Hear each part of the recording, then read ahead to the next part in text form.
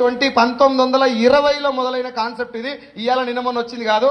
మన ఇండియాలోకి ఎంటర్ అయింది 1990లో. 1990లో వచ్చినటువంటి ఇండస్ట్రీని సరిగ్గా దీని మీద అవగాహన లేక ఎవడు పడితే వాడు కంపెనీలు స్టార్ట్ చేసి జనాలతో డబ్బులు కట్టించేసి మోసాలు చేస్తుండడం గమనించి 2015 దాకా మోసాలు జరిగినాయి. మీరు చాలా పేపర్లలో గమనించుంటారు. గొలుసు కట్టు మోసాలు, MLM మోసాలు, భారీ స్కామ్, కుచ్చు టోపీ ఇట్లాంటివి వినుంటారు. ఎస్ఆర్నో ఇవన్నీ వచ్చినప్పుడు 2015లో అప్పటి ప్రధానమంత్రి ఇప్పటి ప్రధానమంత్రి ఆయన ఒక్కడే. ఆయన వెళ్ళి 17 కంట్రీస్ తిరిగి వచ్చిన తర్వాత బయట దేశాల్లో డైరెక్ట్ సెల్లింగ్ నెత్తి మీద పెట్టుకున్నారు. కారణం ఏంటిది? అదే డైరెక్ట్ సెల్లింగ్ మా ఇండియాలోకి వచ్చిన తర్వాత దీన్ని మొత్తం అబాసుపాలు చేశారు. ఎవడు పట్టించుకోవట్లేదు. దీంట్లో మోసాలే ఎక్కువ జరుగుతున్నాయి. జనాలు ఎక్కువ మంది మోసపోవడానికి కారణం ఏంటిది? ఒకవేళ ఇండస్ట్రీయే మోసపూరితమైన ఇండస్ట్రీ అయితే దీన్ని వేరే దేశాలు నెత్తి మీద పెట్టుకోవు. దాని ఒరిజినల్ కాన్సెప్ట్ ఏందో నాకు తెలవాలా. ఈ 17 కంట్రీస్ తిరిగిన తర్వాత ఏ ఒక్క కంట్రీలో